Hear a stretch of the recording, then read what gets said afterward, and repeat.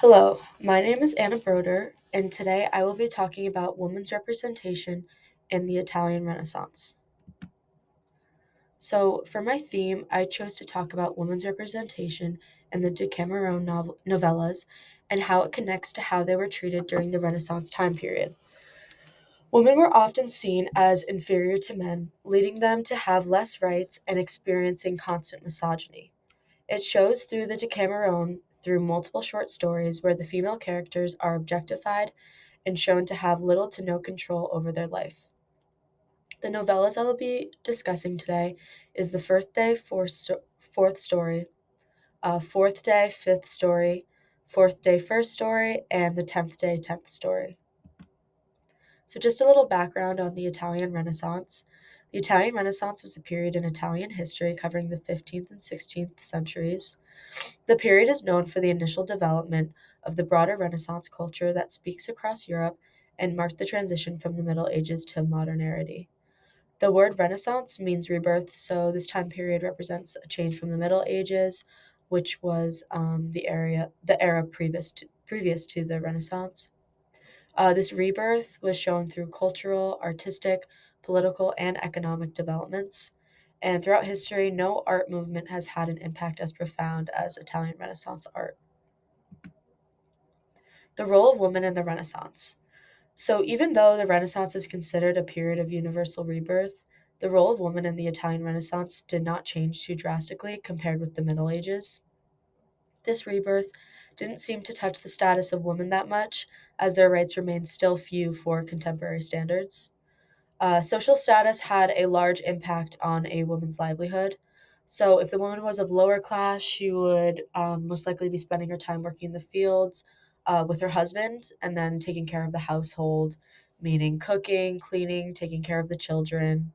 If they were middle class, they were most likely wives of like middle class merchants and they would help run the business with their husbands, but they would also be taking care of the house. And if they were of high status, their life would revolve solely around the household, filling their time with activities related to domestic life, such as sewing, entertaining, and cooking.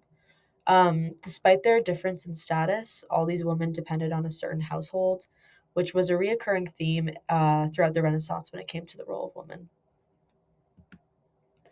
So, significant women in the Italian Renaissance. The majority of the Renaissance is dominated by tales of famous men and their inventions, discoveries, and creations. Historical inquiry regarding Renaissance often overlooks women in the Renaissance and what they contributed to the time period. So I just wanted to take the time to discuss a couple women who I researched and found were influential to the time period and highlight some of their accomplishments. So Christine de Pizan was born in Venice, Italy, and she was the first professional female writer in Europe. She was a pro feminist who attacked misogyny and defended women at the time when the concept of feminism still did not yet exist. She spent most of her life living in France, and like many girls at the time, didn't receive a formal education. She married at 15, but unfortunately, her husband passed away at 25. At the time, they had three small children, so she had to find a way to provide for the family now that the husband wasn't there helping and bringing money in. So she took up writing, which was typically a more masculine path at the time. And she began writing poems initially about her husband and his death, but over time she started to focus more on topics that advocated for women's rights. Her books were revolutionary in the time and putting forward ideas about women and femininity that were incredibly progressive for a society that had consistently degraded and dismissed women. Her work today offers a really unique historical insight into how women in the Middle Ages were perceived by men and criticizes the patriarchy that still has resonance today. This is just some some paintings of her.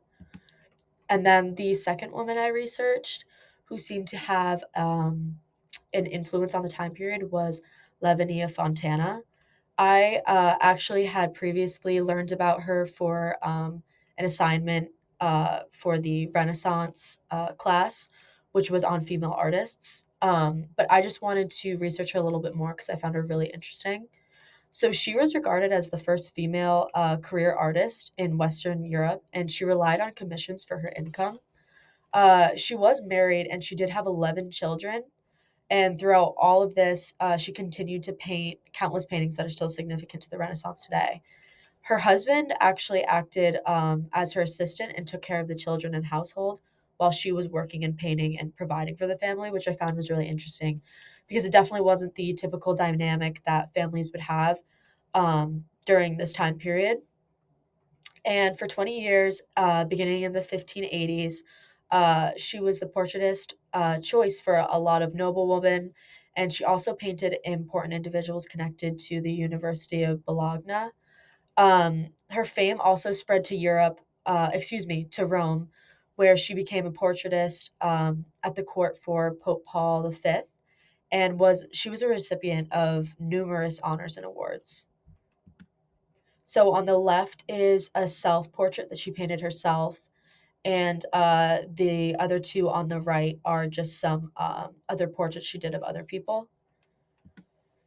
Okay, so on to the Decameron. So it's a series of short stories published around 1350 by Giovanni Boccaccio. The book contains over 100 tales, all involving different characters and covering different themes such as romance, humor, heartbreak, lies, and deceit, friendship, religion, and so much more.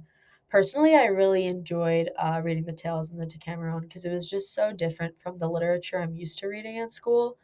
A lot of the tales made me laugh, but I also loved how some of them would be serious and showed some serious lessons. What stood out to me the most from these stories, though, was the way that female characters were represented and portrayed. So, the first novella I wanted to talk about is The First Day Fourth story. This story is talking about a rebellious young monk who meets a beautiful peasant girl and convinces her to come back to his cell. This is against the rules as a monk. He actually gets caught by the abbot, but doesn't know that the abbot uh, heard what he heard. The young monk leaves the room um, while the girl is still in there, and the abbot comes in and catches the girl. His initial plan was to punish the young monk for breaking the rules, but after examination, he notices that she's really pretty and tries to sleep with her as well. Um, One quote by Boccaccio is, on reflecting that she might be a respectable woman or the daughter of some man of influence, not wishing to make the mistake of putting such a lady to shame. So this quote is talking about how the abbot is thinking maybe he shouldn't bring all the other monks in there to humiliate the girl and the young monk for what they did. Not because he was necessarily concerned about the girl's well being and embarrassing the girl, but he was actually just thinking about maybe she was the daughter of a man of great importance or of high social status, and was more worried about causing shame to the father than actually the daughter who would be embarrassed by it, which definitely just reflects the misogyny behind this abbot's thinking, because he really just sees the young peasant girl as an object and thinks of her father as higher up than her. Boccaccio also writes, well, why not enjoy myself a little when I have the opportunity? After all, I can have my fill of sorrow and afflictions whenever I like. This is a fine looking wench, and not a living soul knows she's here. So this is when the abbot is starting to consider maybe trying to sleep with the girl. But as you can see in this quote, he has no regard to the peasant girl's feelings at all.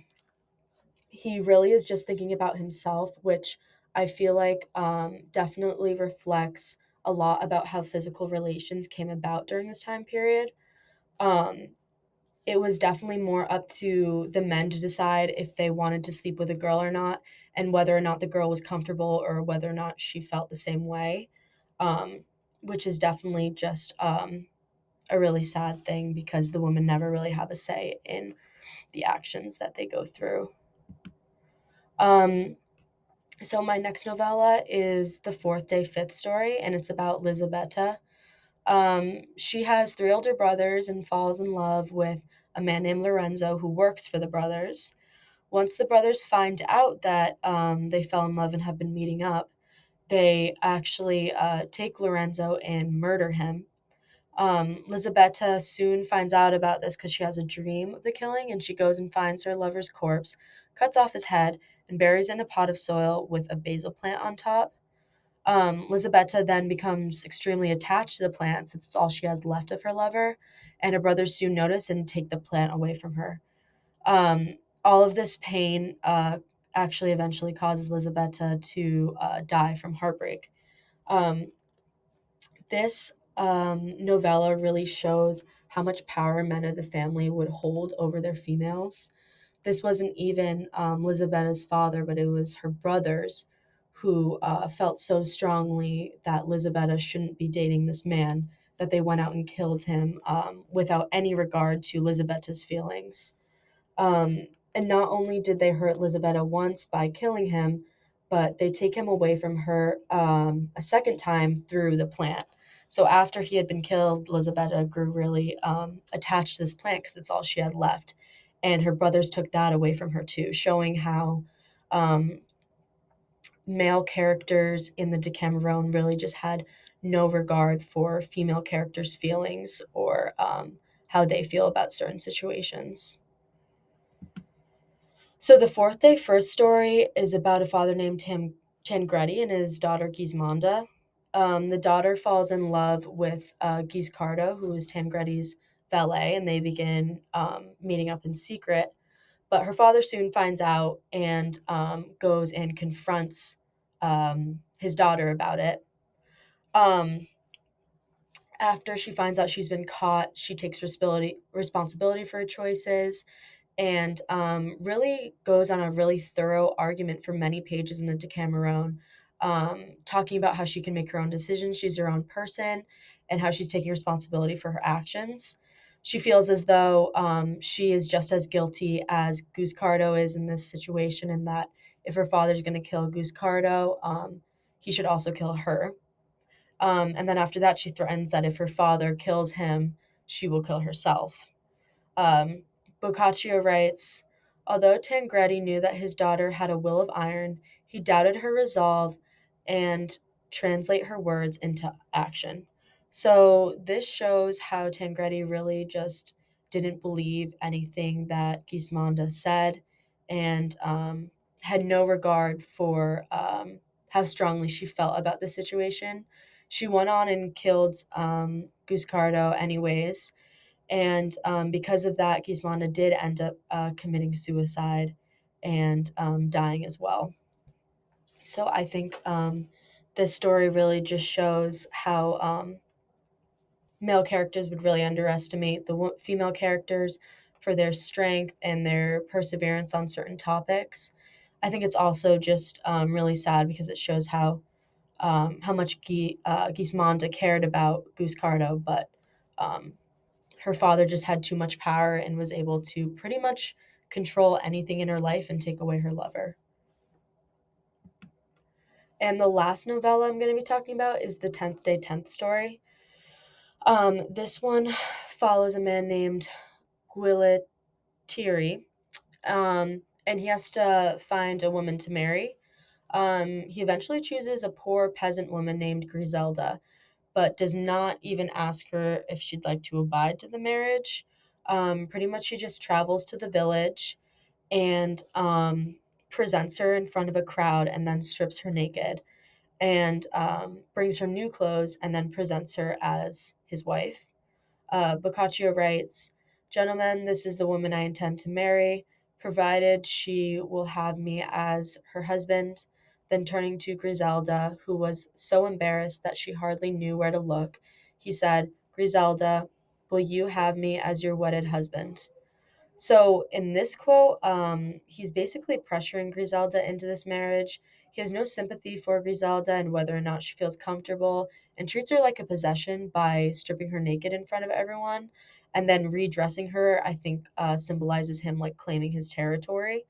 So this is just another example of how the male characters really had no regard to a woman's feelings or embarrassing her or anything like that. And he was basically just putting on a show in front of all these people trying to claim his territory. The two go on to be married, and Griselda proves to be a really amazing person. She's loved by the village, and she shows that she's really extremely kind and patient, who never really gets angry. But Guillotieri notices this and feels as though he needs to test her. Um, Boccaccio then writes, but shortly thereafter, Guillotieri was seized with the strange desire to test Griselda's patience by subjecting her to constant provocation and making her life unbearable. So, this quote is definitely one of the worser examples of how male characters would treat the woman in the Decameron, because it shows that he really just had a pure hatred in his heart for trying to ruin Griselda's life. He almost treats her like an object, be it by wanting to play with her for like his own amusement, and he really just wanted to put her through all these series of tests to see what would make her so angry and so upset, which is just a really sad example. So, in conclusion, the representation of women in the Decameron reflects the way they were treated in society during the Italian Renaissance time period. Women were often manipulated into marriages they had no say in, or the exact opposite, and would have their lovers taken away from them because of her male family members. Examples such as first day fourth story, fourth day fifth story, fourth day first story, and 10th day 10th story showed different ways women in the Italian Renaissance experienced poor treatment and were objectified. Women such as Christine Pizan and Lavinia Fontana demonstrate how they were able to fight societal standards and pave the way for more females to work in fields that were typically dominated by men. And these are my sources. Thank you so much for listening. Have a good break.